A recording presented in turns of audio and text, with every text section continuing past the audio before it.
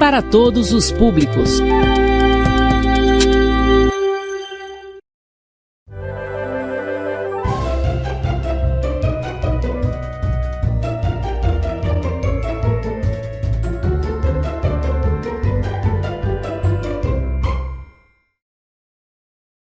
Boa tarde, gente. Estamos de volta com o projeto Escola Minha Casa Projetos de Vida da Prefeitura de Rosário, por meio da CEMED, e a gente vai dar continuidade hoje ao conteúdo de sexto ano. A gente vem desde o começo do ano falando um pouco sobre uma linha cronológica da história. Começamos a falar um pouco sobre o que a gente chamou de pré-história e iniciou falando da antiguidade. Até então falamos sobre alguns povos que se estruturaram, as primeiras civilizações que se estruturam, né, dentro desse período histórico que nós definimos. E hoje a gente vai para uma das grandes civilizações que se estruturam na Europa e que conquistam boa parte do território europeu, parte do norte da África e parte do leste europeu também, né, que é a Roma, né, o grande império romano. Só que para a gente falar do grande império romano e da própria cultura romana, a gente vai focar no seu processo de construção, tá? Então hoje a gente vai ter nossa primeira parte dessa aula. Essa aula vai estar dividida em 3 partes, ok? Então fiquem atentos. Hoje a gente vai começar falando sobre 2 períodos, 2 momentos políticos de Roma, né? A gente vai falar desde a fundação de Roma e desse primeiro momento político, que é uma monarquia, e do segundo momento político, que é uma república. Para a gente falar sobre Roma em si, a gente vai falar sobre a localização de onde vai se fundar o que vai ser o grande Império Romano, né? Primeiro, a gente vai destacar que o Império Romano, ou a cidade de Roma, no caso, vai se iniciar no que a gente chama de Península Itálica, especificamente onde hoje é o país Itália, certo? Ela fica ali, ela divide o que a gente chama de Mar Mediterrâneo, e os romanos chamavam de Mare Nostrum, nosso mar, né? E fica naquela parte ali entre Ocidente e Oriente europeu, né? É uma posição extremamente privilegiada dentro da própria Europa, porque isso facilita todo o processo de conquista daquele território, e a própria cidade de Roma vai se localizar bem no centro da península, o que também facilita toda a conquista da Península Itálica nesse período, né? Então, a gente vai destacar também o fato de que os romanos, a gente vai falar aqui de 2 versões da história romana. Professora, mas são 2 versões que são questionadas? Na verdade, não. A gente fala sobre uma versão histórica, que é a que é construída pelos historiadores a partir de fontes históricas, vestígios históricos, mas a gente também vai falar de uma versão que os próprios romanos escreveram, relativos à própria mitologia e religião romana.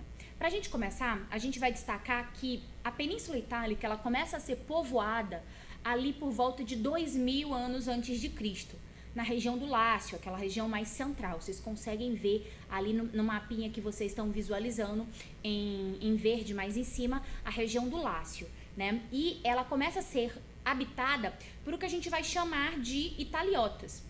Os italiotas são um grupo que existem diferentes povos, como sabinos, latinos, úmbrios, samnitas, mas a gente vai chamar genericamente de italiotas, ok? No século 8 a.C., começa a chegar um povo que vai ter uma grande influência na formação do povo romano, que são os etruscos, né? Eles começam a povoar o que é o noroeste da península, ali para o norte, mais para oeste, né? E vão começando a se espalhar aos poucos. Os etruscos, eles teriam ocupado a região do Lácio, impondo seus costumes, unificando todos os povos em um único centro de poder, que foi a cidade de Roma. Depois vieram os gregos, que ocuparam o sul da península e a Sicília, fundando o que a gente chama de Magna Grécia. Desenvolveram, assim, uma intensa atividade comercial. Então, a gente vai destacar que para a formação do povo romano, 3 povos foram extremamente necessários: os italiotas, os etruscos e os gregos, que foram os principais povos que habitaram a Península Itálica. Para a gente destacar o que a gente vai chamar de versão mitológica ou versão lendária da história de Roma, a gente vai falar e vai tomar como origem a própria mitologia grega, né? Talvez vocês já tenham ouvido falar do que a gente chama sobre Guerra de Troia. A Guerra de Troia foi uma guerra dentro da mitologia grega que se desenvolveu entre troianos e gregos. essa versão da história, da mitologia, chega com os gregos na Península Itálica e influencia diretamente o que os romanos enxergavam como sua própria história, né? Eles criaram essa origem lendária baseada na história de Enéas. E quem é Enéas? Enéas é um herói troiano que sobrevive à Guerra de Troia, né? Ele teria sido um dos poucos sobreviventes da guerra que teria fugido da Península Itálica. A história desse conflito, ela está registrada numa obra chamada Ilíada, que foi escrita por talvez um dos primeiros que registrou em linguagem escrita a mitologia grega, que foi Homero, né? A Guerra de Troia ela teria ocorrido entre a cidade de Troia, que é a atual região da Turquia, e uma diversidade das cidades gregas, ali entre os anos de 1500 e 1200 a.C. Para a gente falar sobre como Enéas chega na Península Itálica, a gente tem que citar um relato do historiador Tito Livio. Ele viveu ali entre os anos de 59 e 17 a.C. E a gente vai falar desse pequeno relato que ele faz. Segundo uma antiga lenda da tradição romana, a cidade de Roma foi fundada pelos gêmeos Rômulo e Remo, filho do deus Marte, com a Vestal, que era uma sacerdotisa da deusa Vesta, Rea Silvia, que era filha de Numitor, rei de uma cidade chamada Alba Longa. De acordo com a lenda, os irmãos gêmeos, ainda bebês, foram sequestrados, colocados em um cesto e jogados no rio Tibre por Amulho, irmão de Numitor, que cobiçava o poder. A correnteza do rio os levou até a região do Monte Palatino, onde eles foram achados por uma loba. A loba os teria amamentado e, posteriormente, teriam sido encontrados, recolhidos e criados por pastores. Quando cresceram, lutaram pela recuperação do trono da cidade de Alba Longa e decidiram fundar uma cidade no local onde a loba os teria encontrado e amamentado. No entanto, tempos depois, ocorreu uma disputa entre eles pelo trono da cidade. Remo, com ciúme da preferência dos deuses por Rômulo, atravessou os limites sagrados da cidade e o atacou. Rômulo então matou seu irmão Remo e se tornou o primeiro rei de Roma. Isso teria ocorrido em 753 a.C. E essa é exatamente a data registrada como a fundação de Roma. Como da mesma forma, Rômulo é registrado como o primeiro rei de Roma. E aí se dá a origem da cidade de Roma. Porém, para estudar Roma, como eu falei anteriormente, a gente vai dividir ela em 3 períodos históricos, no caso, 3 períodos políticos, né? A história de Roma é muito antiga e muito longa, daí a gente vai falar desses 3 períodos. Um primeiro período que vai da fundação, né, que a gente já falou, até 509 a.C., que é o período monárquico, onde Roma era governada por um rei. O segundo período, que vai de 509 a.C. a 27 a.C., que é o período da República Romana, e o terceiro período, que vai de 27 a.C. a 476 depois de Cristo, que é o período do Império, no qual Roma foi governada por um imperador. Para a gente começar a falar sobre o período romano, a gente vai destacar como a sociedade romana era organizada. A gente vai falar de 4 grupos sociais. O primeiro deles é a elite daquela sociedade, a aristocracia daquela sociedade, que a gente vai chamar de patrícios. Os patrícios eram a elite da sociedade romana. O termo patrício vem da palavra pater, que significa pai, que era o chefe poderoso de uma família extensa, que eram os gens, né, que eram os grupos familiares romanos. Eles eram proprietários de terra e de gado, e eles eram os únicos que tinham direitos políticos, jurídicos, civis, religiosos e participavam do exército. Depois dos patrícios, vinham os clientes. Os clientes, eles eram homens livres, plebeus, que eram o terceiro grupo, porém, diferente dos plebeus, eles tinham laços com a família dos patrícios protetores, eles serviam como serviçais dessa família, então eles tinham algum tipo de proteção dos patrícios, eles prestavam serviço e colhiam benefícios com isso. Os plebeus, diferente dos patrícios, eles eram homens livres, eles não tinham direitos políticos, mas eles não tinham laços com os patrícios. Percebam que eu vou me repetir novamente. Nem clientes, nem plebeus tinham direitos políticos, apenas os patrícios. Toda a política de Roma estava na mão daquela elite patrícia. O quarto grupo é o grupo de escravizados, né? Os escravos. Eles podiam ser escravizados por guerra ou escravizados por dívida. Até aqui, eles podiam vir desses 2 campos, né? Eles eram instrumentos de trabalho de forma geral. A monarquia romana, ela estava toda organizada a partir da sociedade. Consequentemente, ela era organizada também em função da posse de terras. Quem tem poder político eram os donos de terra, ou seja, os patrícios. O rei, ele tinha direitos de conduzir cerimônias civis, religiosas, jurídicas e de determinar punições. Porém, diferente do que a gente normalmente conhece como poder de um rei, que é absoluto, o poder aqui do rei, ele era vitalício, era até ele morrer. Só que não era absoluto. Quem escolhia o rei era o Senado, né? E o que era o Senado? O Senado é uma das grandes instituições políticas de Roma e que vai estar presente até o Império Romano, né? O Senado, ele é um órgão formado por chefes dos gens, das famílias, que a gente falou lá no começo, né? E os senadores, eles podiam sempre vetar decisões dos reis. Além do Senado, existia também o que a gente vai chamar de Assembleia Curiata, que era uma reunião das principais famílias de Roma, né? Dos gens. Eles, obviamente, eram formados pelos patrícios. A essa assembleia cabia as decisões sobre as declarações escolha do novo monarca, porque o cargo do rei, como eu disse, não era hereditário, não era escolhido, não era o filho do rei que se tornava o próximo rei. O próximo rei era escolhido pelo Senado e pela Assembleia Curiata. Porém, a monarquia romana, ela começa a entrar em decadência quando os etruscos conquistam Roma. Lembra que eu falei dos etruscos chegando à Península Itálica e dominando aquela região central? Pois bem, quando os etruscos dominam Roma, os reis romanos passam a ser etruscos. E os patrícios começam a perder alguns direitos, né? Como os patrícios controlavam o Senado romano, eles nunca chegaram a bater de frente com os etruscos de forma política. Porém, os etruscos tinham alguma inimizade fora de Roma. Eles estavam encarando guerra com os vizinhos de Roma. E acontece ali no ano de 509 a.C., os patrícios, eles se aproveitam dessa desavença dos etruscos com pessoas, com povos fora de Roma e dão um golpe de estado. O último rei romano, a gente vai destacar, né, Tarquínio o Soberbo, ele é o último rei romano e ele é tirado do poder pelos patrícios por meio de um golpe de estado. E é bem aí, em 509 a.C., que se proclama o início da República Romana. Para a gente falar sobre a República Romana, a gente vai falar sobre na verdade, duas características que a gente vai se aprofundar mais. Primeiro, a República Romana, ela é marcada por uma disputa muito grande entre patrícios e plebeus. A gente já tinha dito que durante o período monárquico, os plebeus não tinham voz política, não tinham vez política. E, obviamente, quando chega nesse período republicano, isso vai mudar um pouco, justamente por causa dessas disputas, né, desses movimentos políticos que a plebe vai fazer. Além disso, um outro tópico e outra característica que a gente vai destacar aqui na República Romana é o fato de que Roma passa a conquistar novos territórios, se inicia o processo de expansão territorial por meio de conquistas militares, ok?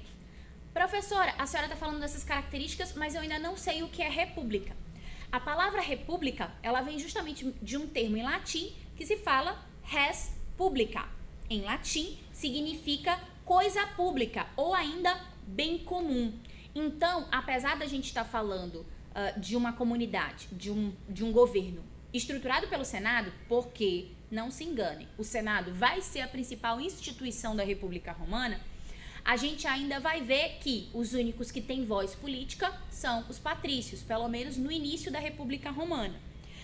Então, a gente vai destacar essas primeiras instituições. O Senado, como a gente já falou, que foi instituído na realeza, era o órgão mais importante e mais poderoso da administração republicana, ao qual tinham acesso somente os patrícios. Os senadores possuíam cargos vitalícios, ou seja, quem era senador até a sua morte. Além do Senado, a gente também vai destacar a Assembleia Centurial. A palavra centurial deriva da palavra centúria, que era uma divisão do exército romano. Então, quem participava da Assembleia Centurial eram aqueles que também faziam parte do exército, e até então eram apenas os patrícios. A Assembleia Centurial, como eu falei, é uma assembleia do exército, da qual participavam patrícios e plebeus, aqueles poucos que participavam do exército. Eles receberam essa denominação porque seus componentes, os centuriões, durante as reuniões organizavam-se em centúrias, que eram fileiras de 100 soldados. A Assembleia Centurial decidia sobre declarações de guerra ou tratados de paz, votava as leis e elegia os cônsules. E quem eram os cônsules? Os cônsules eram os 2 principais magistrados de Roma. Para governar Roma, existiam cargos políticos além dos senadores, que eram os magistrados. A gente vai destacar alguns principais desses. Primeiro, a gente vai destacar os cônsules que a gente estava falando. Eram os 2 magistrados principais com poder semelhante a dos antigos reis. Eram escolhidos entre os mais importantes patrícios da Assembleia Centurial. Em caso de crise, os cônsules eram substituídos por um ditador que possuía amplos poderes dados pelo Senado, mas pelo período máximo de 6 meses. Vamos deixar claro, o ditador não era constante, era só em caso de crise, ok? Além dos cônsules, existiam os pretores, ou pretor, no singular, responsável pela aplicação da justiça. Depois, a gente pode falar dos censor ou censores, que calculava a riqueza dos cidadãos e determinava quem podia ocupar uma vaga no Senado. Depois vinham o questor ou questores, que tinham a função de auxiliar no Conselho Administrativo do Tesouro, né, que era cobrança de imposto, cálculos de impostos. Depois vem o edil ou edis, no plural, encarregado da conservação da cidade, né, limpeza, policiamento, abastecimento de água, gêneros alimentícios, entre outros. E o pontífice, que era responsável pelos assuntos religiosos de Roma. Então, aqui a gente está destacando os cargos políticos para o funcionamento de uma cidade, especificamente de Roma. A partir daqui, a gente vai começar a ver um pouco do contexto histórico do desenvolvimento das relações entre patrícios e plebeus, principalmente esses conflitos, né?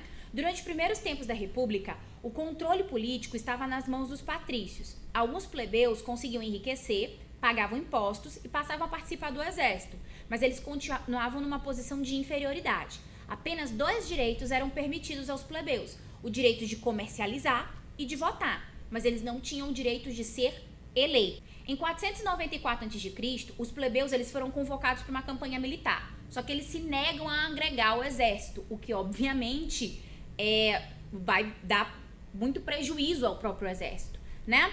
A fim de lutar por seus direitos, os plebeus fazem um tipo de greve, em que sentido eles se recolhem de Roma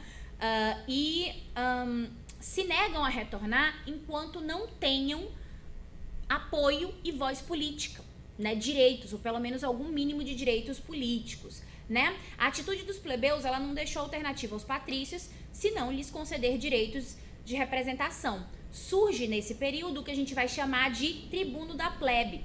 Esse tribuno ele tinha o poder de vetar as leis que considerassem contrárias aos interesses da plebe. Esse tribuno também tinha o direito de participar do Senado. Ele era um cargo de extrema importância.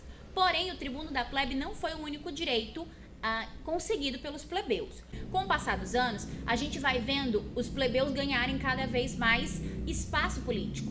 A gente vai destacar uma das outras vitórias deles. Primeiro, a Lei das 12 Tábuas. A Lei das 12 Tábuas é a primeira lei escrita de Roma.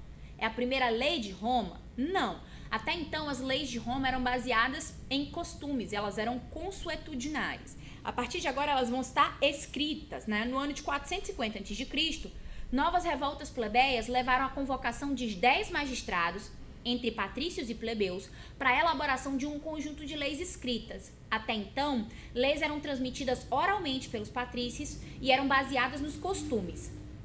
Leis escritas são fundamentais para que o interesse de diversas classes sociais sejam respeitadas. O trabalho dos juristas resultou em um código jurídico gravado em 12 tábuas de bronze, daí porque Lei das 12 Tábuas. Essas leis ainda mantiveram essas desigualdades sociais. Os patrícios ainda eram considerados de uma aristocracia diferente dos plebeus. Porém, uma lei escrita já permite que ela não seja maleável às vontades dos plebeus, né? A gente vê que vai existir uma consolidação dos direitos da plebe, né? E os patrícios não podem ficar mexendo nessa lei à torto e à direito. Alguns outros direitos que a gente vai destacar é a Lei da Canuleia, que foi uma lei aprovada em 445 a.C., que passou a permitir casamento entre patrícios e plebeus. Segunda coisa que a gente vai destacar aqui são as eleições de magistrados plebeus.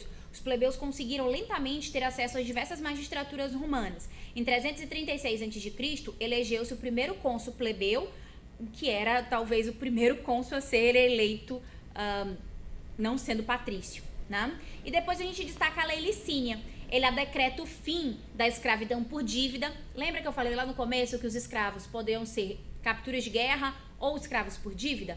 Pois bem, aqui a Lei Licínia, ela decreta o fim da escravidão por dívida e também dá direito aos plebeus de possuírem terras nas regiões conquistadas, as novas regiões conquistadas pelo exército. E é disso que a gente vai começar a falar agora, essa expansão territorial de Roma, né? Desde o período da realeza, os romanos entraram em conflito com seus vizinhos por terras e bens. Nas guerras com as cidades vizinhas, Roma, muitas vezes, tornava os povos vencidos seus aliados, cobrando imposto e pedindo participantes para o seu exército. Os romanos, eles ficavam com parte das terras conquistadas, que era agregada ao que a gente vai chamar de ager público, que eram as terras públicas. E essas terras, em geral, eram distribuídas a patrícios. Só que, como a gente viu lá na Lei Licínia, os plebeus ganham o direito de também ter acesso a essas terras. Essas terras se tornaram, então, motivo de disputa entre plebeus e patrícios. Por motivos óbvios, o exército se torna uma das principais instituições na estrutura romana, no sentido de ter importância no processo de expansão romana, né? A principal razão para o sucesso da expansão de Roma foi seu exército, o maior e melhor da sua época. Soldados eram enviados aos 4 cantos do império para sufocar rebeliões e guardar as fronteiras. Durante os períodos de paz, eles moravam em fortes de madeira ou de pedra, onde continuavam treinando, exercitando-se e se preparando para a guerra. Não era tão empolgante quanto a guerra em si, e se houvesse paz por muito tempo, eles ansiavam por um conflito. Porém, os soldados eles eram tanto importantes para a guerra em si, quanto para a própria construção do império, né? Enquanto não havia guerra, eles eram responsáveis pela construção de estradas, pontes, prédios públicos e outros tipos de construção. Uma das principais guerras dentro desse período de expansão territorial é o que a gente vai chamar de guerras púnicas. Os romanos eles buscavam dominar o que a gente chama hoje de mar Mediterrâneo e o que eles chamavam de Mare Nostrum, né? Nosso mar. Quando eles chegaram ali na região da Sicília, ali naquelas ilhas próximas ao sul da Itália, eles batem de frente talvez com um dos povos comerciantes mais poderosos na época, que eles chamavam de cartagineses. E daí se tem início o que a gente vai chamar de guerras púnicas. A guerra se chama guerras púnicas porque os cartagineses eram chamados pelos gregos de puene, né, por causa de um produto que eles vendiam, que era um pozinho vermelho para tinturar tecidos de vermelho, obviamente, né? Cartago era uma cidade que se localizava no norte da África e era o centro de todo esse comércio marítimo cartaginês, né? E, obviamente, os romanos tinham interesse em vencer Cartago para poder dominar todo o comércio marítimo do mar Mediterrâneo. E Cartago tinha uma posição estratégica para esse domínio, né? Foram 3 grandes guerras que se desenvolvem. A primeira, os romanos perdem, a segunda também. A terceira, eles são vitoriosos e praticamente dizimam todos os cartagineses e conseguem controlar todo o comércio aí na região do mar Mediterrâneo.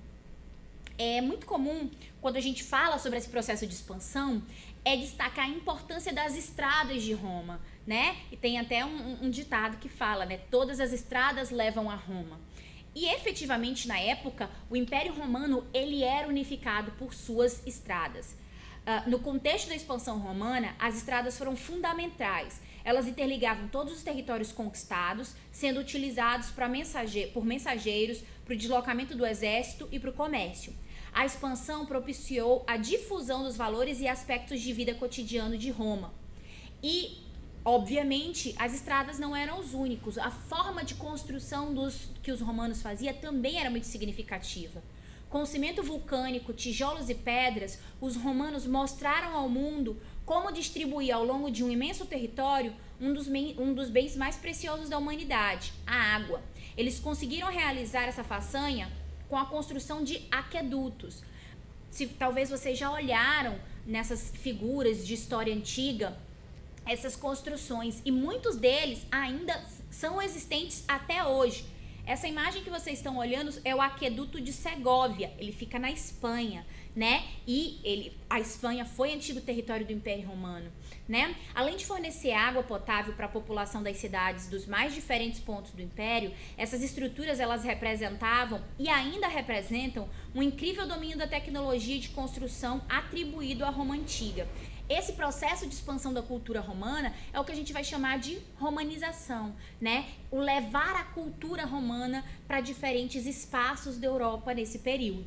Como eu falei, o processo de expansão romana se inicia e talvez se torne nesse período o maior império territorialmente conquistado. E a gente pode destacar diferentes espaços, como a própria Magna Grécia, as ilhas próximas da Península Itálica, terras e praticamente todas as terras às margens do mar Mediterrâneo. Esse processo de conquista do exército romano, ela se expande em diferentes direções a partir de Roma, né? Desde a Magna Grécia, as ilhas próximas à Península Itálica e praticamente todas as terras que ficam à margem do mar Mediterrâneo. Porém, a expansão territorial romana, ela não traz apenas coisas boas, né? Essa expansão territorial leva a um processo de crise, o que a gente vai chamar de crise do século II, século I a.C., né? Essa expansão, como ela provoca constantes guerras, ela provoca o afastamento dos camponeses das suas terras, ou seja, são pessoas que não estão trabalhando, consequentemente não estão produzindo, e as terras ficam em ruínas, né? Consequentemente, quando esses camponeses retornam para suas terras, eles estão endividados. Os grandes proprietários, eles passaram a preferir não contratar camponeses, porque os camponeses poderiam ser chamados para a guerra. Então, em geral, os grandes proprietários compravam escravizados para trabalhar. Os camponeses, sem trabalho no campo, iam para a cidade. E eles iam para a cidade e ficavam desempregados. Então, na cidade, formavam uma multidão sem ocupação. Consequentemente, a gente vê uma diminuição das pequenas e médias propriedades, o que contribui para o aumento da crise, o que só piora a partir de uma revolta de escravos que acontece na Sicília, lá no fim da Península Itálica, né? Então, a gente está vendo que a crise é a crise de mão de obra. Então, para a gente falar disso, a gente vai destacar a escravidão em Roma, né? Os escravos, eles eram muito importantes no cotidiano de Roma. Eles trabalhavam na agricultura e nos serviços domésticos. Possuir o escravo era ter classe, né? Ele era se destacar como um membro da aristocracia, né? Eles podiam ser usados para proteger seu senhor, para afirmar a propriedade e riqueza desse senhor e para produzir riqueza, obviamente, trabalhando de qualquer forma que seu senhor desejasse, certo? E pra gente concluir falando sobre o processo de república, é dizer que os generais do exército, eles vão cada vez mais ganhando força, né? Principalmente quando eles começam, ali no ano de 107, a promover uma reforma militar. A gente está nesse período, Roma tem um ditador chamado Mário, e ele promove uma reforma militar fornecendo soldo aos seus soldados. Soldo é um salário, e isso faz com que os generais ganhem cada vez mais apoio dos seus soldados, né? Eles ficam mais fortalecidos e passam a pressionar cada vez mais o Senado por mais poder. O Senado acaba dando a esses generais o título de imperator ou imperador, né? E é nesse poder que os generais vão desenvolvendo que vão se formar o que a gente vai chamar de triunviratos.